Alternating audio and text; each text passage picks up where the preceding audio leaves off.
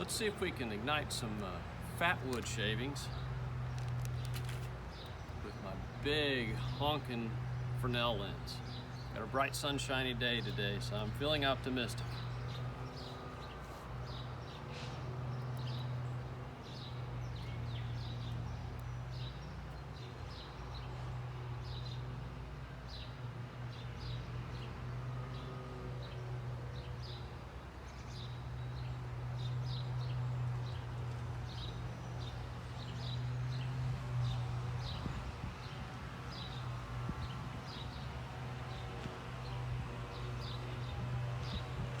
Goes.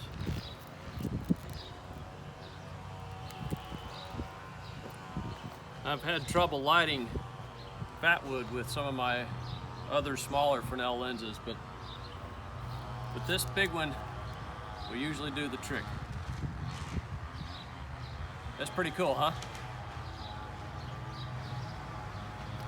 It's a beautiful sunshiny day today, so I thought I'd bring out some of my solar fire lighting toys. Before I get started, the most important piece of safety equipment for solar fire making is a dark pair of sunglasses. Don't forget that. You don't want to look at the focal spots either through lenses or mirrors. Make sure you wear some dark sunglasses. So solar fire lighting has to do with concentration of solar energy, sunlight, through either reflection or refraction. Reflection has to do with mirrors, and refraction has to do with lenses. I've got some of my mirrors here today. This is just a vanity mirror I picked up at Walmart for a few dollars not long ago. I think it's supposed to be a 7x lens, or a 7x mirror. It's got a focal spot right about out here. It's really good for lighting tinder. This is a parabolically curved, it's supposed to be a solar cigarette lighter that I got on eBay for a couple of dollars. I've never had much luck sticking tinder down in this coil of wires. This coil of wire is supposed to be situated at the focal point of this parabolically curved surface. I've never had much luck with it. Usually what I do is I pop that out, put it aside, and I hunt for the focal spot on my own. Works really well, $1 or $2. Unfortunately, it's plastic, so it's already got a chip on it. May not last real long. Another mirror that I kind of made on my own is, I've got a little aluminum alcohol stove that was made out of some aluminum cans, and I polished the bottom of it with some Mother's billet polish. Polished it up until it was nice and shiny. We'll use this in a few minutes to see if we can ignite some punk wood with some ashes rubbed into it. So these are my reflective solar igniters, all mirrors. The other way is through refraction, and that has to do with lenses. So with a mirror, the sun is on the same side of the mirror as the focal point. With a lens, the sun is on the opposite side of the lens to the focal point. This is a simple magnifying lens. It's a thin lens. It's quite nice, works really, really well. Makes a nice hot focal point. A little too hot to hold. Here is another lens that I found in a drawer in one of my labs. One of my day jobs is an optics professor. I found this in slightly chipped. It's not really suitable for experimental research, but nice thin lens, works really well. One thing that does not work very well are lenses out of your eyeglasses. Here's an example. I picked this up. I found this on one of my morning walks. It's just a lens, I think, out of a power of reading glasses. It'll make a nice focal spot, but it's not real hot. I could probably hold my hand there for quite a while. It just doesn't get hot enough to ignite any of my tinder. I've never had any success with this.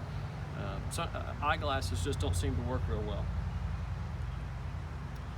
Well, refraction, concentration of light with lenses, is a function of the curvature of the glass. All right?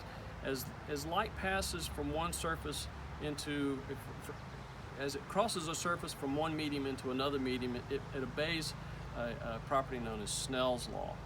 And Snell's law acts at the surface, the ingoing surface and the outgoing surface of the lens.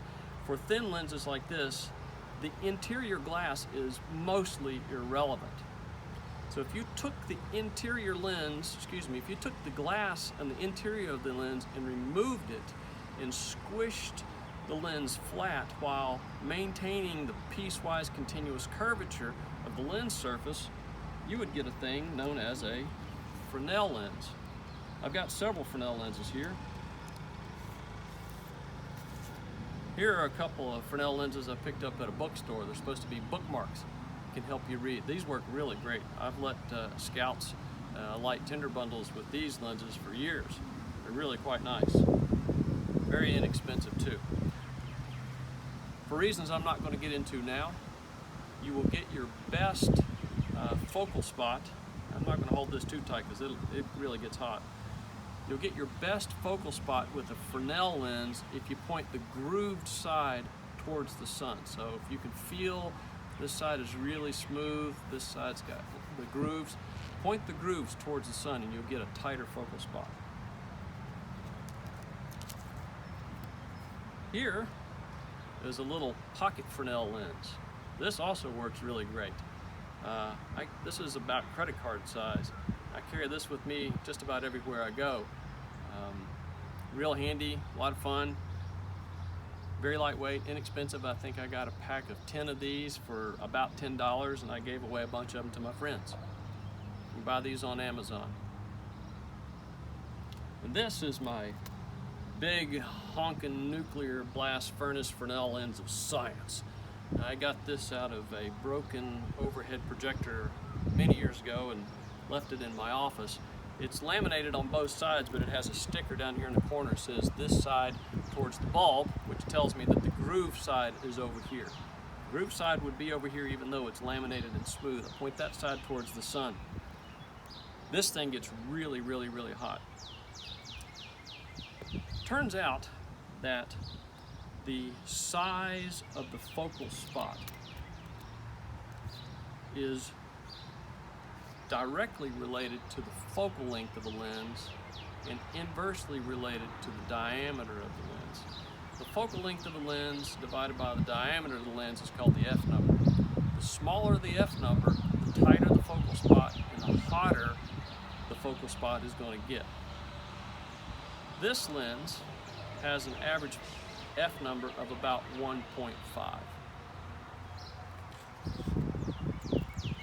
This lens has an F number of about 0.5, a half. This lens focuses light to a spot that's about 3 times smaller in diameter than this lens, meaning that the area of this guy's focal spot is about 9 times smaller than the area of this guy's focal spot. Maybe 9 times hotter just because this has a smaller focal length. Smaller F number. In addition to that, this lens, this big lens, has a 26 times larger area than this lens.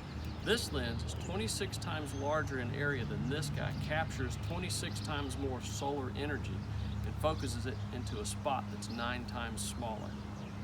All told, this lens, this big honkin' Fresnel lens of science, is capable of producing a spot about 225 to 230 times hotter than this little guy. This little guy will ignite just about everything I've tried. This will ignite fat wood and other things that I have a hard time igniting with some of my smaller lenses. Anyway, so that's some of the science behind solar ignition.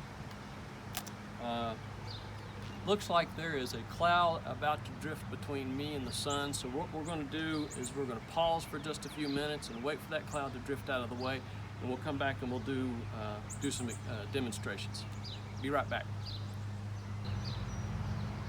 All right, well, we finally have direct view of the sun. The clouds have drifted out of the way. See if we can get a couple of pieces of tinder lit and ignite a small tinder bundle. I'm holding the tinder bundle down with a couple of sticks because the wind's been a bit gusty. It's just some fuzzed up jute twine and some white pine needles and a little bit of cattail down. So first thing I'm going to see if I can ignite is a piece of nitrated tinder, denim soaked in a dilute solution of potassium nitrate. See if we can get this from smoking first.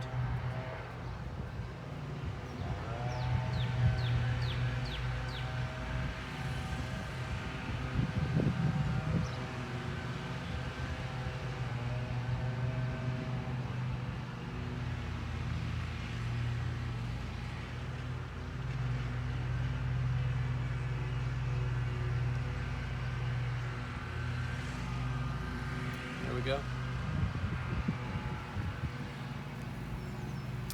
For this one, I'm using the polished bottom of my little alcohol stove.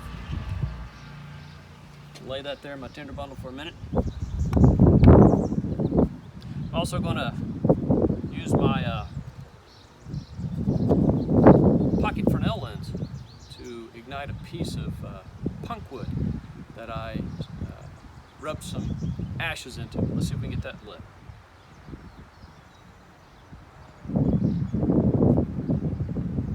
There that goes. That's already going pretty quick. See that? All right. See what we can do.